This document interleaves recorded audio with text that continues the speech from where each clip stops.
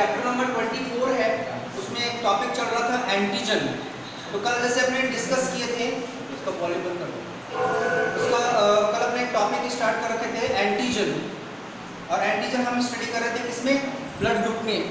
तो मैंने आपको बोला था कि एंटीजन जो है ना, उसके बेसिस पे ब्लड ग्रुप को डिवाइड किया है।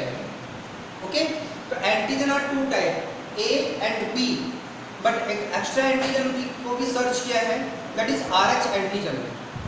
RH एंटीजन है, ये सभी में नहीं होता। मैंने आपको बताया था, कुछ रेशियो बताए थे कि 93% जो लोग होते हैं RH एंटीजन कंटेन करते हैं, that is RH positive, and some remaining जो पर्सन है 7% वो RH एंटीजन कंटेन नहीं करते हैं, दैट इज RH नेगेटिव।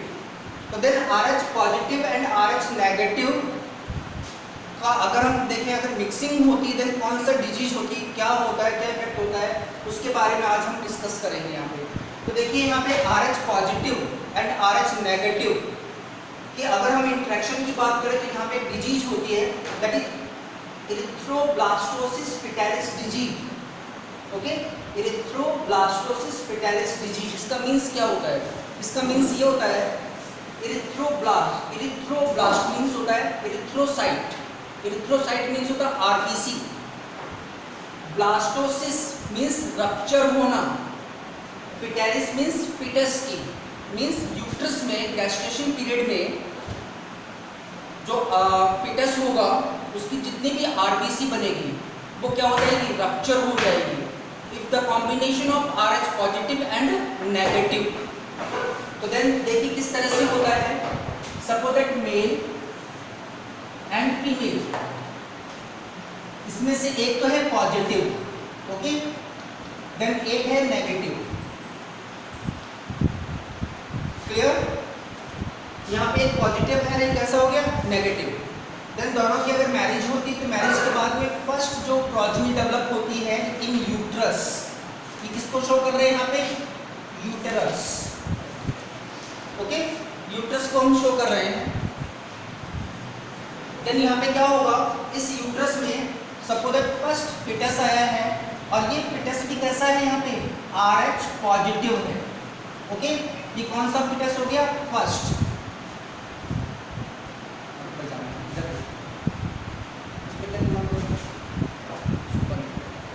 तो यहाँ पे क्या हो गया, फर्स्ट फिटस हो गया। ओके, और ये फर्स्ट फिटस भी कैसा है, RH पॉजिटिव। अगर ये नेगेटिव होता तो कदर कोई इफेक्ट नहीं होता, बट ये है नेगेटिव और ये कैसा है, पॉजिटिव।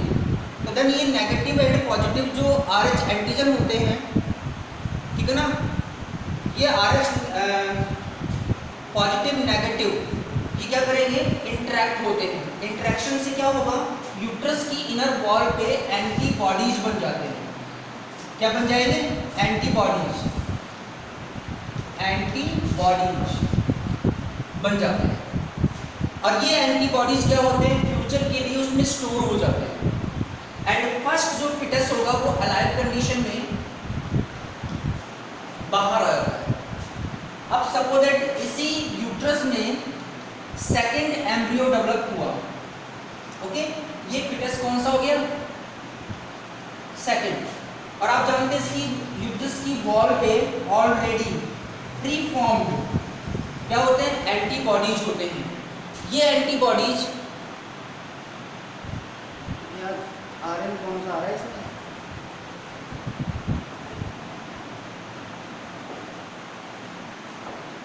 ओके, देन ये जो एंटीबॉडीज हैं ये ऑलरेडी स्टोर हैं, और ये फिटस अब चाहे पॉजिटिव हो चाहे नेगेटिव हो, उससे कोई इफेक्ट नहीं पड़ना।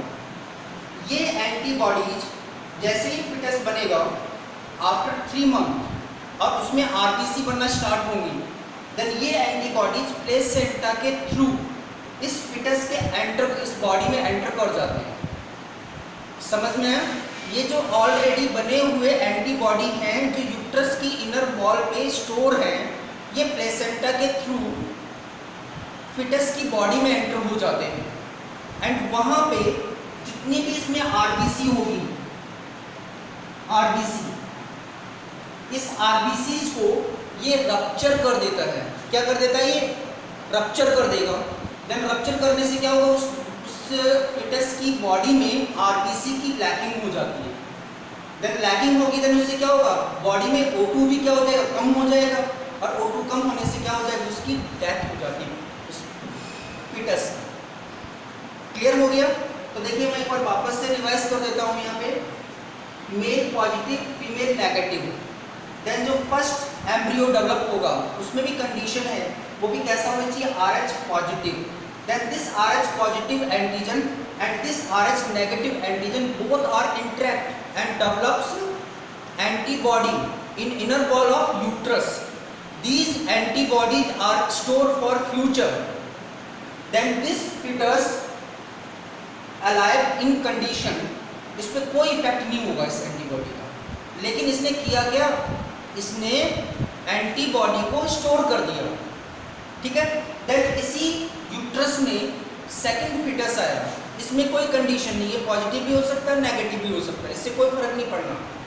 बट ये जो एंटीबॉडीज हैं आफ्टर 3 मंथ्स ये एंटीबॉडीज प्लेसेंटा के थ्रू फिटस की बॉडी में एंटर कर जाते हैं और वहाँ पे जितने भी आरबीसीज को मिलेगी उस आरबीसी को रप्चर कर देता है। रप्चर करने से क्या होगा, सब उसमें उसकी बॉडी में आरबीसी की लैकिंग हुई, मींस O2 की लैकिंग हुई, इससे क्या हो जाएगा, उसकी डेथ हो जाती है।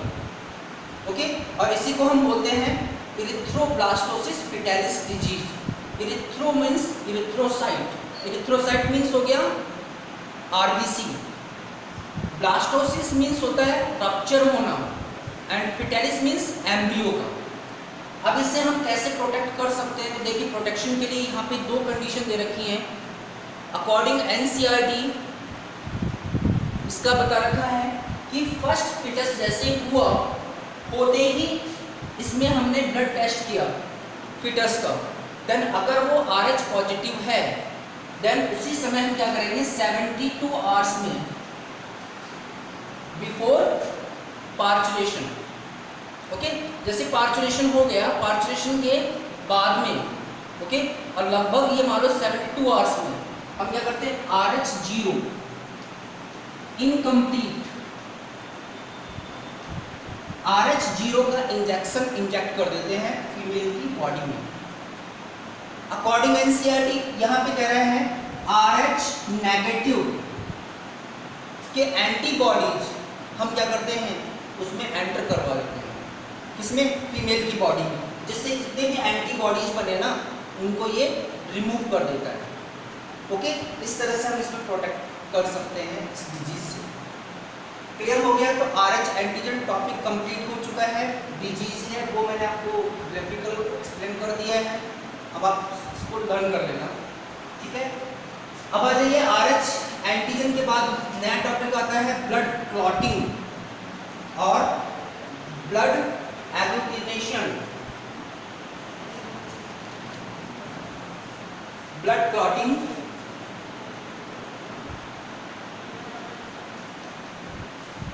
और ब्लड एग्लूटिनेशन को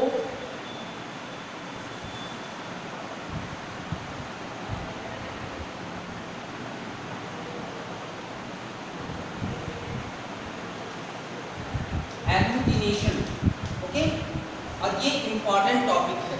तो ब्लड क्लॉटिंग के नाम से ज़्यादातर आता है, आप समझ सकते हैं। ब्लड का क्लॉट होना, ब्लड कैसे क्लॉट होता है इसमें हम इसको डिस्कस करेंगे। तो देन दिस ब्लड क्लॉटिंग होता क्या है, जैसे किसी बॉडी का पार्ट डैमेज होता है, इंजर्ड होता है, तो वहाँ पे ब्लड है वो जेल लाइक स्ट्रक्चर में कन्वर्ट होता है। तो ब्लड का जेल लाइक स्ट्रक्चर में कन्वर्ट होना दैट इज क्लॉट। अब क्लॉट के फॉर्मेशन को बोलते हैं क्लॉटिंग। तो what do you mean by clot? Clot का मीन्स क्या होता है, ब्लड का after injury blood converts into gel like structure which is called clot and the formation of clot is called clotting. ठीक है ना, क्लॉट का बनना ही क्या कहते हैं हम यहाँ पे, क्लॉटिंग कहते हैं। क्लियर हो गया? अब ये जो क्लॉटिंग होता है ये कितने स्टेप में होता है, 3 स्टेप में कंप्लीट होता है। तो ध्यान रखना, एक इम्पॉर्टेंट टॉपिक है, मोस्ट इम्पॉर्टेंट टॉपिक है इस साल के लिए। ठीक है। और इसको आप क्या करेंगे कि 3 स्टेप में आपको लिखना होता है।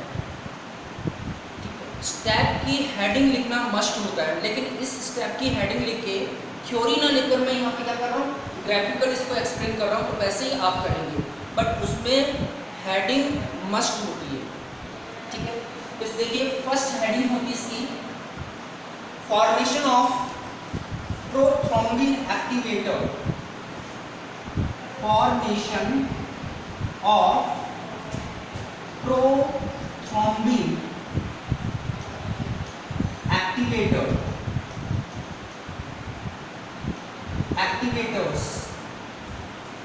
देखिए मैंने आपको पहले बताया है कि जो मैं आपको बता रहा हूं कि एग्जाम में आंसर को कैसे लिखेंगे, ठीक है ना। अब उसमें एग्जाम में क्वेश्चन कैसे भी आए ब्लड क्लॉटिंग का, लेकिन आपको इसको एक तो डेफिनेशन लिखनी पड़ेगी, क्लॉट मीन्स क्या होता है, क्लॉटिंग मीन्स क्या होता है। देन आपको लिखना पड़ेगा this process completes in following 3 step. Then आपको स्टेप की हेडिंग लिखना मस्ट है, चाहे आप पूरा का पूरा छाप दीजिए, कोई नंबर नहीं मिलेगा विदाउट हेडिंग। तो हेडिंग मस्ट है इसमें फॉर्मेशन ऑफ प्रोथ्रोम्बिन एक्टिवेटर। तो फर्स्ट क्या होगा इसमें, प्रोथ्रोम्बिन एक्टिवेटर का फॉर्मेशन होता है। कैसे होगा वो मैं आपको यहाँ पे एक्सप्लेन कर रहा हूँ। देखिए इंजर्ड टिश्यू, क्योंकि जब कोई चोट लगती है तो वहां पे जो टिश्यू होते हैं वो कैसे होते हैं, इंजर्ड हो जाते हैं। एंटीकोएगुलेंट, ओके ऐश्वर्या क्या होता है कि अपनी बॉडी में एंटी क्लॉटिंग एजेंट पूछ रहे हो आप। एंटी क्लॉटिंग एजेंट का मीन्स होता है कि ऐसे एजेंट्स जो ब्लड को क्लॉट नहीं होने देते। जैसे कहते हैं ना अपनी बॉडी में ब्लड वेसल्स में जब ब्लड फ्लो करता है तो कभी भी क्लॉट नहीं होता है, अगर क्लॉट हो गया तो अपनी डेथ हो जाती है। तो एंटी क्लॉटिंग एजेंट जो होते हैं ना अपनी बॉडी में नेचुरली जो होते हैं वो होते हैं heparin. Okay, heparin is a anti clotting agent जो क्या काम करता है, फ्लो करते हुए ब्लड को क्लॉट होने से रोकता है। ऐसे ही जो मॉस्किटो होते हैं ना जब ब्लड को सक करते हैं तो उसकी सलाइवा में भी लार्ज अमाउंट में क्या होते हैं, एंटी क्लॉटिंग एजेंट, वरना तो उसकी ट्रंक जैसे आपकी स्किन में डालेगा ब्लड बाहर निकलेगा वो तो जम जाएगा, उसकी जो ट्रंक फंस जाएगी और आप क्या कर दोगे उसको मार दोगे। बट ऐसा कभी नहीं होता, क्योंकि उसमें भी क्या होता है एंटी क्लॉटिंग एजेंट होता है, वहाँ पे होता है मास्कटीन। कौन सा होगा वहाँ पे, मास्कटीन। तो मास्कटीन तो होता है मॉस्किटो में, और अपने अंदर क्या होता है हिपेरिन, जो फ्लोइंग ब्लड को क्लॉट होने से प्रिवेंट करता है। क्लियर। लेकिन ध्यान रखना, हाँ हार्ट अटैक भी क्लॉटिंग से होता है। पिंकू आपने सही कहा, हार्ट अटैक जो होता है ना वो क्लॉटिंग से होता है, बट वहाँ पे ब्लड क्लॉटिंग नहीं होती है। वहाँ पे जो ब्लड वेसल्स होते हैं, जो आर्टरी होती हैं, जो पल्मोनरी आर्टरी जो हार्ट में ब्लड को सप्लाई करती हैं, उनका डायामीटर है वो थोड़ा सा श्रिंक हो जाता है, उसका डायमीटर कम हो जाता है। रीजन होता है वहाँ पे स्मोकिंग से जो स्मोक होता है वो वहाँ पे डिपॉजिट होता है। बेसिकली वहाँ पे रीजन होता है कोलेस्ट्रॉल। कोलेस्ट्रॉल वहाँ पे डिपॉजिट हो जाता है, तो जितने अमाउंट में उनको जानी चाहिए उतनी अमाउंट में वहाँ पे सप्लाई नहीं हो पाती है, तो ब्लड क्लॉट भी हो जाता है। देन दूसरा रीजन होता है हार्ट अटैक का यहाँ पे कि सर कोलेस्ट्रॉल डिपॉजिट होने से उसका डायमीटर कम हो जाता है, तो प्रॉपर अमाउंट में ब्लड सप्लाई नहीं हो पाती है किसको, हार्ट की मसल्स। ये अपने पढ़ेंगे, इसके बाद में हार्ट का डायग्राम आएगा, उसके बाद डिजीज के नेम आएंगे, उसमें आप पढ़ेंगे। आप कार्डियक अरेस्ट है, हार्ट अटैक है, कार्डियक फेलियर होना है, बहुत सारी चीज़ें आती हैं। हम तो एक बात जानते हैं heart attack, but heart attack से रिलेटेड बहुत सारी होती है। क्लॉटिंग फैक्टर कहाँ पाए जाते हैं, ये कौन है, क्लॉटिंग एजेंट कहाँ पाए जाते हैं, हर्षवर्धन। क्या बात है, हर्षवर्धन गजल को पसंद नहीं करता, पसंद कहाँ पाए जाते हैं। एक बात है, एंटी क्लॉटिंग एजेंट कोई सड़क पे तो होते नहीं है, एंटी क्लॉटिंग एजेंट हमारे ब्लड में ही होते हैं। ओके, जो ब्लड को क्लॉट होने से रोकते हैं, अब हिपेरिन बनाता कौन है? तो कल ही मैंने परसों बताया ब्लड का कौन से न्यूट्रोफिल्स, बेसोफिल्स, इओसिनोफिल्स में मैंने आपको बताया था कि एक सेल इसमें से क्या बनाती है? हिपेरिन बनाती है। और हिपेरिन करता क्या है? आपको बता चुका हूँ। आप क्या करते हो? कोई चीज़ को लर्न नहीं करते हो। अगर लर्न करोगे तो इस तरह क्वेश्चन नहीं बन सकते। आपको मैंने बताया है कि इनके सबके फंक्शन क्या है। उसमें बताया था मैंने, एक तो एंटी हिस्टामिन, ये आरएन कौन है? आरएन कौन है? 6 बार आ चुका है। किसने बुलाया? तूने बुलाया क्या आरएन को?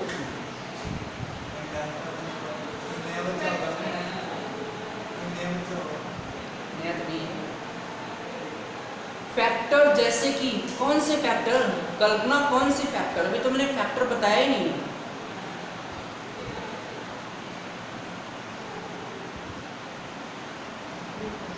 चलिए आप फैक्टर के नाम बता दीजिए, मैं फैक्टर बता दूंगा आपको। अभी तो यहाँ पे देख लीजिए इंजर्ड, हाँ ठीक है ना, इंजर्ड टिश्यू। ये इंजर्ड टिश्यू क्या करेंगे कि यहाँ पे जब टिश्यू इंजर्ड होते हैं साथ साथ में क्या होगा? ब्रेकिंग ऑफ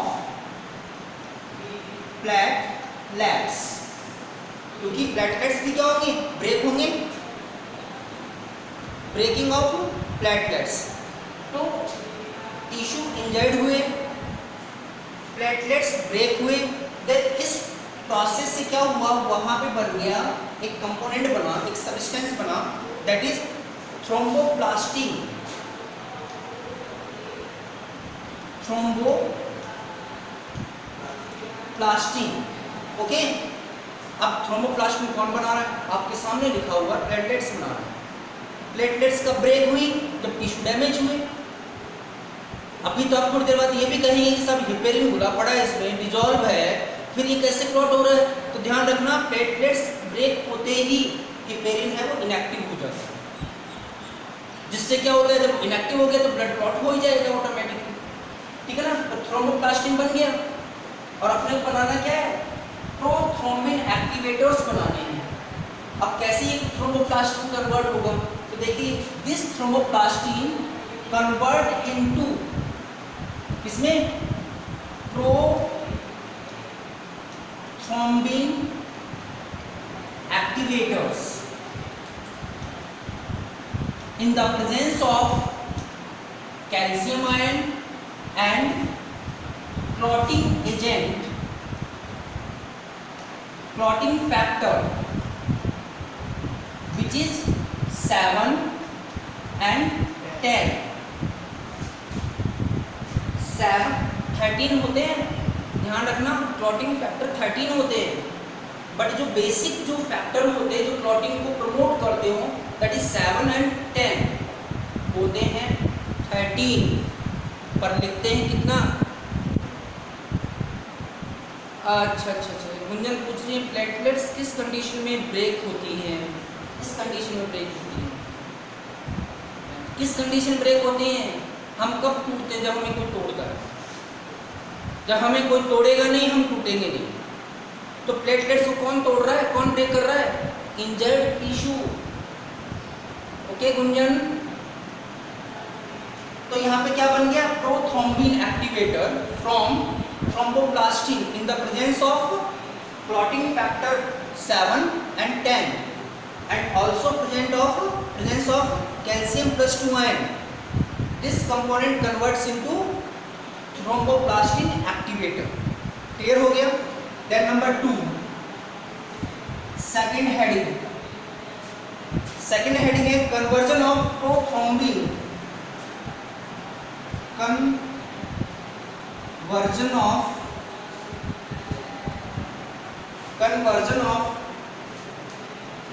इसका प्रोथ्रोम्बिन into थ्रोम्बिन। अब आप देखिए, आपको क्या बनाना है? सब प्रोथ्रोम्बिन को किस में कन्वर्ट करना है? थ्रोम्बिन में। तो देखिए कैसे होगा? सेकंड स्टेप, ये लो साहब, कौन? प्रोथ्रोम्बिन किस कंडीशन में है? इनएक्टिव कंडीशन में है, ओके। ये इनएक्टिव कंडीशन में है। ये prothrombin activator plus Ca+2 ion, दोनों ये और ये क्या करेगा, इस इनएक्टिव को क्या कर देगा, एक्टिव, और इसकी एक्टिव फेज क्या होती है, थ्रोम्बिन। कौन सी फेज हो गई है, एक्टिव। ओके, अब ये एक्टिव हो गया। अब नंबर 3 पे आ जाइए, कौन सा नंबर 3 पे जाएगा, कन्वर्जन ऑफ फाइब्रिनोजन।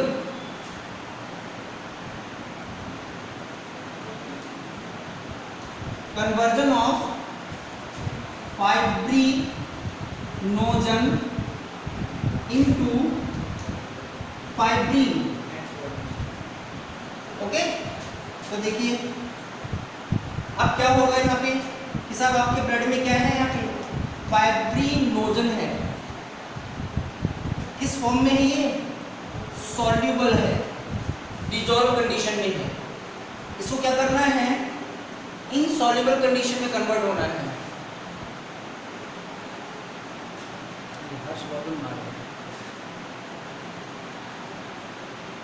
अच्छा, ऐश्वर्या पूछ रही है ये प्रोथ्रोम्बिन प्रोटीन क्या है, प्रोथ्रोम्बिन प्रोटीन क्या है, क्या लग रहा है आपको, ये क्या है ऐश्वर्या, ये क्या है प्रोथ्रोम्बिन। इसमें टोटल Ca को छोड़ के टोटल का टोटल प्रोटीन है। आपको 11th क्लास में बताया था अपनी बॉडी में स्ट्रक्चरल कंपोनेंट क्या होता है, तो पूरी बॉडी में किसी न किसी चीज को बनाता है, दैट इज प्रोटीन। अब हम यहाँ पे क्या बना रहे हैं, हम बना रहे हैं यहाँ पे क्लॉटिंग कर रहे हैं, ब्लड क्लॉट बना रहे हैं। तो क्लॉटिंग बनाने के लिए क्या चाहिए, प्रोटीन। अब प्रोटीन किस फॉर्म में है, ऑल आर प्रोटीन्स, ये सारे प्रोटीन, थ्रोम्बोप्लास्टिन, प्रोथ्रोम्बिन, है ना, ये क्या है, थ्रोम्बिन, फाइब्रिनोजन, ये सारे क्या हैं, प्रोटीन्स, जो किस में कन्वर्ट होंगे, जाके आगे फाइबर्स में कन्वर्ट होंगे। इन सबको क्या बनाना, फाइबर्स बनाना है। अब फाइबर्स किसके बने हुए होते हैं, प्रोटीन से। तो मैं पूछूं what is thromboplastin, it is a type of protein, and at last ये सारी जो चीजें हैं वो किस में कन्वर्ट होंगी, जाके फाइबर्स में कन्वर्ट होगा, क्योंकि फाइबर से क्या बनाएगा, नेट बनाएगा वहां पे जाके। अब जब नेट बनेगा तो उसी में ब्लड कॉर्पसल्स जाके क्या होती है, फंस जाती है जाके, और क्लॉट बन जाता है, ठीक है ना। तो यहाँ पे देखिए फाइब्रिनोजन क्या ऐसा है, सॉल्युबल, जिसको कौन, थ्रोम्बिन, किसकी प्रेजेंस में, Ca+2 आयन की प्रेजेंस में, किसमें कन्वर्ट कर देगा, फाइब्रिन में। What is fibrin, fibrin is a type of protein which convert into fibres. क्या बनाएगा ये चल के, आगे चल के क्या बना दिया इसने, फाइबर्स बना दिए ना। अब इन फाइबर्स में क्या डिपॉजिट हुआ जाके, इसमें ब्लड सेल्स डिपॉजिट हो गई, फाइब्रिन प्लस ब्लड सेल्स, ये दोनों मिलकर क्या करेंगे यहाँ पे, ब्लड क्लॉटिंग, क्या करेंगे, ब्लड क्लॉटिंग करेंगे। समझ में आ गया ब्लड क्लॉटिंग किस तरह से हुआ। First, formation of prothrombin activators, second, conversion of prothrombin into thrombin, third, conversion of fibrinogen into fibrin. और जैसे फाइब्रिन बन जाएगा तो नेट बन जाएगा वहाँ पे इंजर्ड पार्ट पे, और नेट बनते ही वहाँ पे ब्लड सेल्स वगैरह जो होती है, कॉर्पसल्स होते हैं, वो जाके वहाँ पे जम जाते हैं, डिपॉजिट हो जाते हैं, जिससे वहाँ पे क्या बन जाएगा, ब्लड क्लॉट बन जाएगा। कभी आपने नोटिस किया हो, जैसे कहते हैं ना, कहीं आप कहीं पे रगड़ लग गई आपकी बॉडी की स्किन पे, वहाँ पे हल्के रंग की एक ब्राउन कलर की लेयर बनना स्टार्ट होती है, फिर वो धीरे धीरे ब्लैक हो जाती है।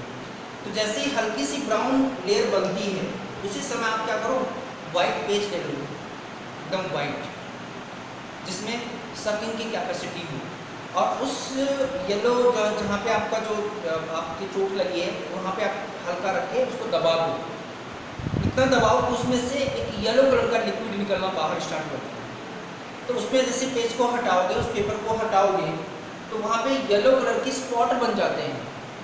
स्पॉट का मीन्स जैसे आप उसको पुश करेंगे, दबाएंगे इसको नीचे की तरफ, तो क्या होगा, इसमें जो प्लाज्मा होगा ना, प्लाज्मा, वो प्लाज्मा क्या करेगा, बाहर आ जाता है। अब प्लाज्मा कलर कैसा होता है, येलो। कैसा होता है, येलो। और अगर आप उसको हटा देंगे कि जो नेट बना है, तो उसमें से वापस से ब्लड क्या होगा, लीव होना स्टार्ट हो जाएगा। ठीक है ऐश्वर्या। प्रोथ्रोम्बिन एक्टिवेटर को थ्रोम्बोकाइनेज,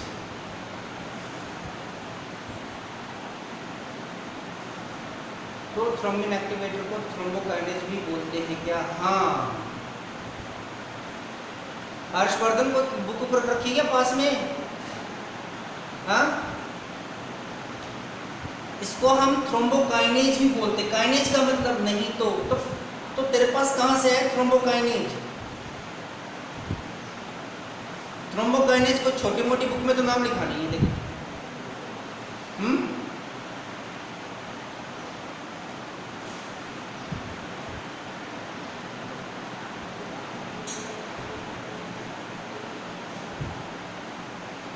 क्या कर रहा है ये?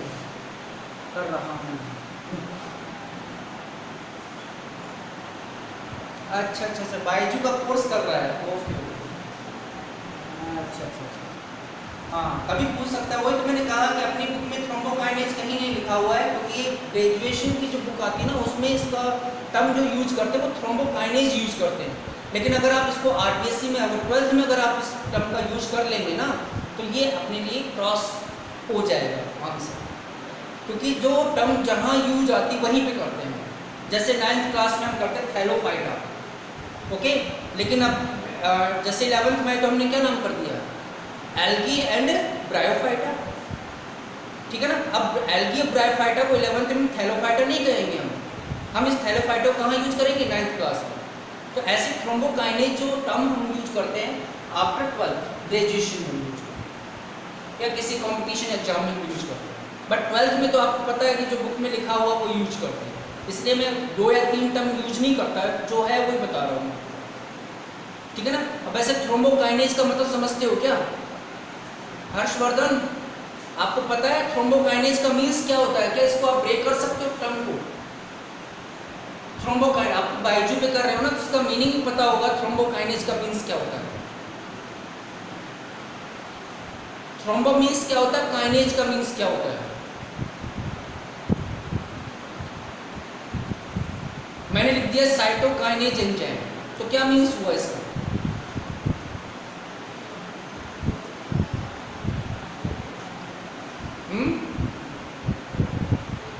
काइनेज का मीन्स क्या होता है? काइनेज का मीन्स होता है ब्रेकिंग करना किसी चीज का। मैंने हर्षवर्धन काइनेज कर दिया, तो उसका मतलब क्या होगा? ऐसा एंजाइम जो हर्षवर्धन को ब्रेक करता हो। काइनेज का मीन्स क्या होता है? तो इनके मतलब भी पता होने चाहिए, ठीक है, ओके। तो ये टॉपिक कंप्लीट हो गया अपना। अब आ जाइए सेकंड नेक्स्ट टॉपिक। क्लियर हो गया हर्षवर्धन, या कोई डाउट है?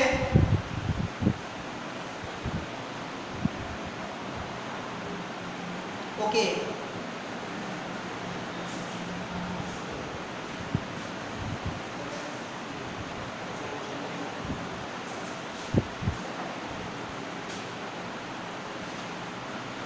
अब आ जाइए ब्लड वेसल्स।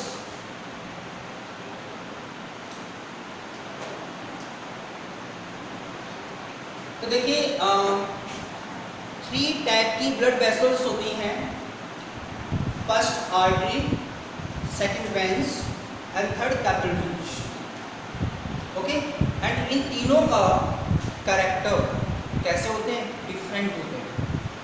तो यहाँ पे मैंने डिफरेंस किया है। डिफरेंस है किसका? आर्टरी एंड वेन्स का। तो देखिए शॉर्टली मैं आपको बता देता हूँ। यहाँ पे एक तरफ लीजिए arteries, then second veins, okay. इनके कैरेक्टर भी हो जाएंगे, साथ में डिफरेंस भी हो जाएगा, तो डिफरेंस सबसे इंपॉर्टेंट होते हैं। तो फर्स्ट डिफरेंस इसका ब्लड नेचर। आर्टरी में ब्लड कैसा फ्लो करता है? ऑक्सीजनेटेड।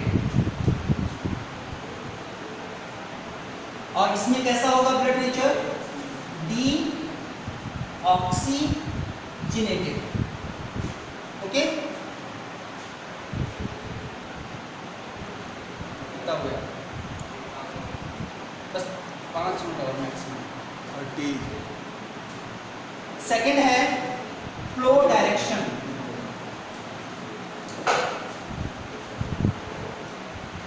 फ्लो डायरेक्शन, आर्टरी में ब्लड का जो फ्लो डायरेक्शन होता है किधर से किधर होता है? From heart to organs. Okay, heart से कहाँ लेके जाता है ये? ऑर्गन्स में। देन इसमें नंबर 2 ऑर्गन्स टू हार्ट।